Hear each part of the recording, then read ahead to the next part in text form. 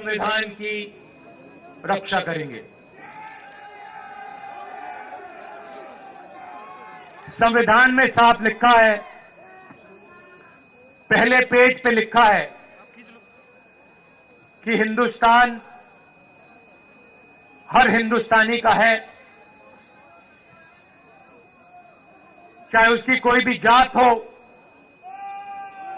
कोई भी धर्म हो, अगर वो हिंदुस्तानी है तो इस देश में उसकी रक्षा होनी चाहिए, उसको प्रोटेक्शन मिलनी चाहिए।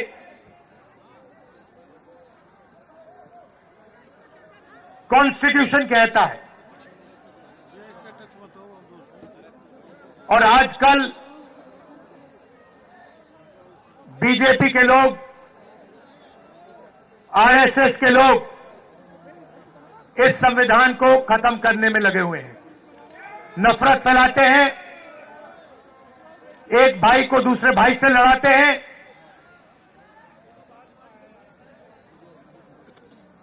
डराते हैं। कन्याकुमारी से लेकर कश्मीर तक 4000 किलोमीटर हम इस संविधान को बचाने के लिए चले थे।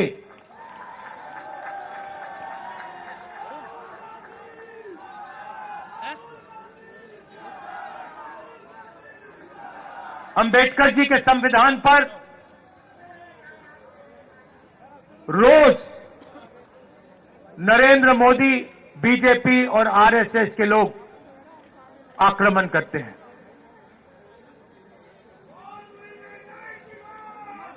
और मैं आपसे ये कहना चाहता हूं कि मेरी राजनीति और कांग्रेस पार्टी की राजनीति में बिल्कुल क्लैरिटी है। हमारे लिए इस देश के सब लोग एक समान हैं।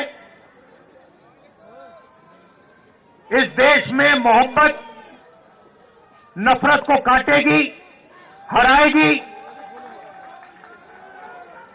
मोहब्बत हिंसा को काटेगी और हराएगी। और आप मेरी पूरी लाइफ की राजनीति देख लेना, मैं आज की बात नहीं कर रहा हूं। जब तक मैं जिंदा हूं, आप लिख के ले लो, अगर किसी भी हिंदुस्तानी पर आक्रमण होगा, चाहे वो कोई भी हो, किसी भी धर्म का हो,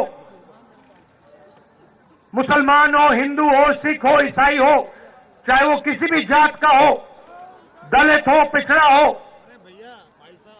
राहुल गांधी वहां आपको उसकी रक्षा करते हुए मिलेगा। मेरे लिए हिंदुस्तान का यही मतलब है कि इस देश में नफरत ना हो और गरीब से गरीब व्यक्ति, हर धर्म का व्यक्ति, हर जात का व्यक्ति बड़ा से बड़ा सपना देख सके।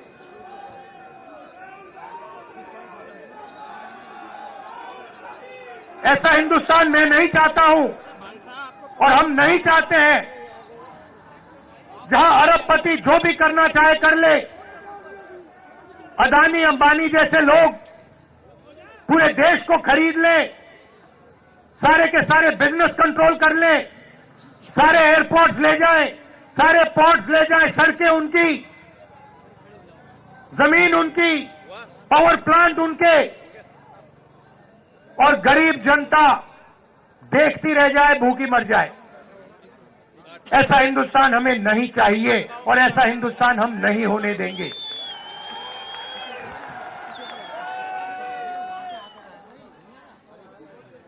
मैं जहां भी जाता हूं, अपनी मीटिंग्स में 2-3 चीजें कहता हूं और ये आपको अच्छी तरह समझना होगा। इस देश में गरीब लोगों की भागीदारी नहीं है। अभी आपने कहा, महंगाई की बात की और आपने कहा कि महंगाई बढ़ती जा रही। मैं आपसे पूछना चाहता हूं, महंगाई बढ़ रही है, कम हो रही है? महंगाई के बारे में नरेंद्र मोदी जी ने और केजरीवाल जी ने क्या कहा था? सुन तो ही खिंच ले, इसमें तो दिख भी नहीं रहा है मेरे को। कहा था कि महंगाई कम करेंगे। हुई महंगाई कम? बढ़ती जा रही है और गरीब लोग गरीब होते जा रहे हैं और अमीर लोग अमीर होते जा रहे हैं। 100 लोग हैं, 150 लोग हैं अरबपति जो हिंदुस्तान को कंट्रोल करते हैं। देश का पूरा फायदा उनको मिलता है। अदानी, अंबानी नरेंद्र मोदी जी की मार्केटिंग करते हैं। आपने कभी नरेंद्र मोदी जी को इनके बारे में कुछ बोलते हुए सुना है? केजरीवाल जी ने अदानी जी के बारे में कुछ बोला है? कभी बोला है? एक शब्द नहीं बोलते हैं, एक शब्द नहीं बोलते हैं। और मैं साफ बोलता हूं कि हम अरबपतियों का देश नहीं चाहते हैं। मैं जाति जनगणना की बात करता हूं और मैंने उदाहरण दिया। इस देश में कम से कम 50% पिछड़े वर्ग के लोग हैं। 50% पिछड़े वर्ग के लोग हैं। 15% दलित हैं। 8% आदिवासी हैं।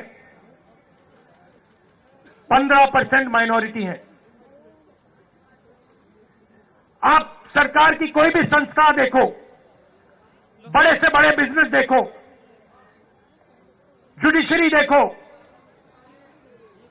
आपको पिछड़े वर्ग के लोग, दलित, आदिवासी, माइनॉरिटी के लोग नहीं मिलेंगे। मैंने उदाहरण दिया था, हिंदुस्तान की सरकार को 90 आईएएस अफसर चलाते हैं। पूरा का पूरा बजट ये बांटते हैं। सड़कों में कितना पैसा जाएगा, 2x से किया हुआ, एग्रीकल्चर में कितना पैसा जाएगा, डिफेंस में कितना जाएगा, बिजली में कितना पैसा जाएगा, निर्णय ये लेते हैं। 90 लोग हैं। 90 में से 50% आबादी पिछड़े वर्ग की है देश में। 90 में से 3 पिछड़े वर्ग के हैं। आबादी आपकी 50%, आबादी आपकी 50%, भागीदारी आपकी 90 में से 3। और बजट की बात आती है तो जो ओबीसी वर्ग के अफसर हैं वो 100 रुपए में से 5 रुपए का निर्णय लेते हैं। दलितों की आबादी 15% है। 90 में से 3 अफसर उनके 100 रुपए में से 1 रुपया का निर्णय वो लेते हैं। मतलब अगर आपने पिछड़ा वर्ग, दलित वर्ग मिला दिया, जिनकी आबादी 65% है, उनकी भागीदारी 6% है। 100 रुपए में से 6 रुपए का निर्णय ये लोग लेते हैं। बड़ी बड़ी कंपनियां हैं, अदानी, अंबानी, टाटा, बिरला, 500 सबसे बड़ी कंपनियों की लिस्ट निकालो और आपको दिखेगा कि मालिकों में आपको एक आदिवासी, एक दलित, एक पिछड़ा, एक माइनॉरिटी का व्यक्ति नहीं मिल सकता। मैनेजमेंट टीम के नाम निकालो, आपको एक पिछड़ा वर्ग का व्यक्ति नहीं मिलेगा, एक दलित नहीं मिलेगा, एक आदिवासी नहीं मिलेगा। ये हिंदुस्तान की सच्चाई है। और जब मैं जाति जनगणना की बात करता हूं,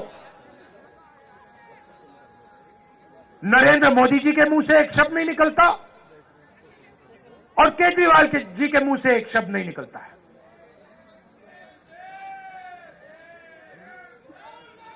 क्योंकि दोनों चाहते हैं कि देश में पिछड़े वर्ग को,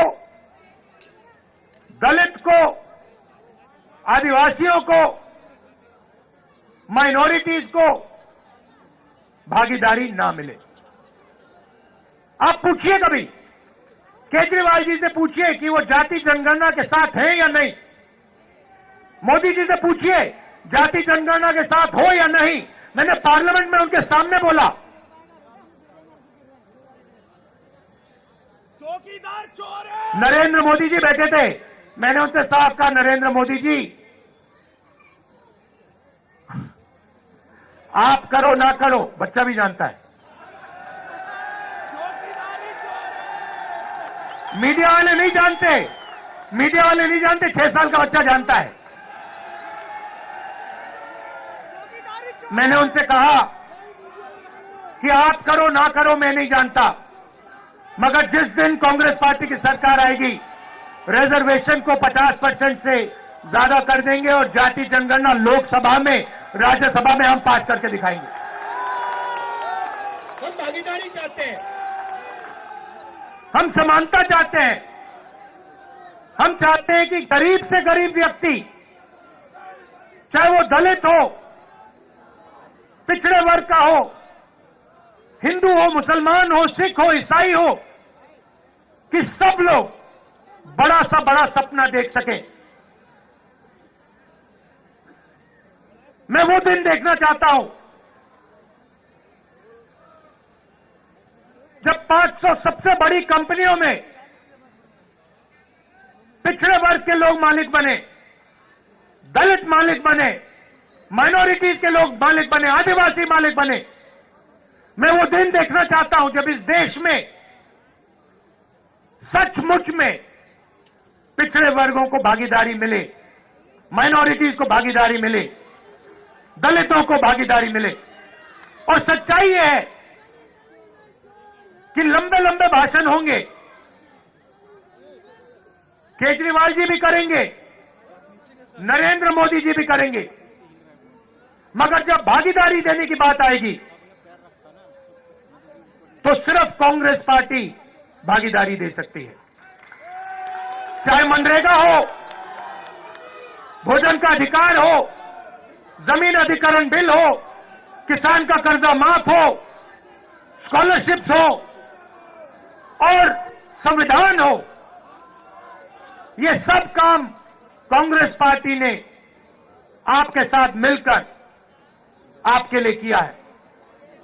आप पूछिए जाके, केजरीवाल जी से पूछिए और उनसे कहिए कि वो पब्लिकली कहें, देश के सामने कहें कि वो रिजर्वेशन बढ़ाना चाहते हैं और वो जाति जनगणना करवाना चाहते हैं। हमारी सरकार आएगी दिल्ली में, एकदम हम जाति जनगणना करके दिखाएंगे और सबको पता लग जाएगा, दलितों को पता लग जाएगा कि आपकी दिल्ली में, दिल्ली की सरकार में, दिल्ली की संस्थाओं में, दिल्ली के गवर्नमेंट में कितनी भागीदारी है। आपको पता लग जाएगा, पिछड़ों को पता लग जाएगा कि आपकी कितनी भागीदारी है। और केजरीवाल जी आए और केजरीवाल जी ने बहुत बड़ा प्रचार किया, दिल्ली को मैं साफ कर दूंगा, भ्रष्टाचार मिटा दूंगा, पेरिस बना दूंगा। अब देखिए हुआ क्या। आप देखिए, बाहर चला नहीं जा सकता है, ऐसा पोल्यूशन है, बाहर चला नहीं जा सकता है, आधे लोग बीमार रहते हैं, कैंसर बढ़ रहा है, पोल्यूशन बढ़ता जा रहा है, महंगाई बढ़ती जा रही है। और उन्होंने कहा था कि भ्रष्टाचार को अरविंद केजरीवाल जी मिटाएंगे। अब आप बताइए, दिल्ली में अरविंद केजरीवाल जी ने भ्रष्टाचार मिटाया क्या? मिट गया। तो जैसे प्रचार नरेंद्र मोदी जी करते हैं मीडिया का, झूठे वायदे, एक के बाद एक, एक के बाद एक, एक के बाद एक झूठे वायदे, वैसे ही स्ट्रैटेजी केजरीवाल जी की है, कोई फर्क नहीं है। ये सच्चाई। और आप जानते हो, जो मैंने शुरुआत में कहा, अगर किसी भी हिंदुस्तानी पर, चाहे वो कोई भी धर्म का हो, कोई भी जात का हो, अगर कोई भी उसके खिलाफ हिंसा करेगा तो राहुल गांधी और कांग्रेस पार्टी वहां आपको मिलेगी। ये हम में और उनमें फर्क है। देखिए, ये उनमें और हम में फर्क है। जब हमारी जरूरत पड़ेगी, जब आपके खिलाफ हिंसा होगी, हम वहां आपको दिखाई देंगे, आपके साथ खड़े होंगे। और ये मैं ऐसे नहीं बोल रहा हूं, ये हमारा रिकॉर्ड है। हमने कहा था कि बीजेपी की विचारधारा के खिलाफ हम लड़ेंगे और 4000 किलोमीटर कन्याकुमारी से लेकर हम कश्मीर चले हैं। और हमने नारा दिया, देश की जनता ने नारा दिया, नफरत के बाजार में मोहब्बत की दुकान खोलनी है। और हमने ये नहीं कहा आपको कि मोहब्बत की दुकान जब ही खुलेगी जब आप हमें वोट दोगे।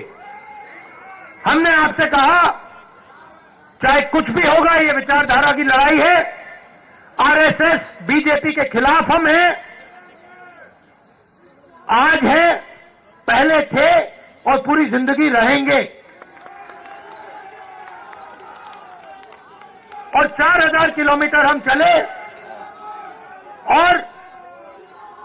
और देश का माहौल हमने बदल दिया। एक नए तरीके की राजनीति हम लाए। और एक तरफ हिंसा और नफरत और दूसरी तरफ मोहब्बत की दुकान, ये सच्चाई है। तो मैं आपको आश्वासन देने आया हूं 2-3 चीजों की। सबसे पहले, हिंदुस्तान सबका है, गरीबों का है, 10-15 अरबपतियों का हिंदुस्तान नहीं है। दूसरी बात, इस हिंदुस्तान में संविधान सबसे जरूरी है, इसकी रक्षा हमने की है। आपने देखा होगा, पहले नरेंद्र मोदी जी 400 पार की बात कर रहे थे, छाती फैला के 400 पार, और चुनाव के बाद संविधान को उन्होंने ऐसे किया, सिर पे लगाया। ये काम कांग्रेस पार्टी ने करवाया है। कांग्रेस पार्टी ने साफ उनको कह दिया कि देखो, बाकी सब ठीक है, अगर संविधान पर आक्रमण किया तो फिर हिंदुस्तान आपको माफ नहीं करेगा, देश आपको माफ नहीं करेगा। तो ये मैं आपसे कहना चाहता हूं, यहां पे कांग्रेस पार्टी का पूरा समर्थन कीजिए, कांग्रेस पार्टी को जिताइए। और जो पहले हम विकास करते थे, जो पूरी दुनिया को मालूम है, जो शीला दीक्षित जी ने काम किया था, जब कांग्रेस पार्टी कर पाएगी। कांग्रेस पार्टी कर सकती है, ना केजरीवाल जी कर सकते हैं, ना बीजेपी कर सकती है। ये सच्चाई है और आपने देख लिया है, आपके सामने सच्चाई है। दिल्ली की सच्चाई आपके सामने है, महंगाई की सच्चाई आपके सामने है, सड़कों की सच्चाई आपके सामने है, पोल्यूशन की सच्चाई आपके सामने है। तो कांग्रेस पार्टी को आप पूरा समर्थन दीजिए, हमारे कैंडिडेट को यहां जिताइए और दिल्ली में हमारी सरकार बनवाइए। आप सबका बहुत बहुत धन्यवाद। और कांग्रेस पार्टी के जो हमारे कार्यकर्ता हैं, हमारे जो बब्बर शेर हैं, आप सबका दिल से बहुत बहुत धन्यवाद। नमस्कार, जय हिंद, नमस्कार। बहुत बहुत धन्यवाद। और राहुल गांधी जी की इस बात के बाद मैं सिर्फ इतना कहना चाहूंगा, बदल कर रख देंगे फिजा जमाने की, बदल कर रख देंगे फिजा जमाने की, अब तो जिद है नया इतिहास बनाने की। अब मैं आमंत्रित करूंगा धन्यवाद देने के लिए जिला अध्यक्ष राजकुमार जैन जी से।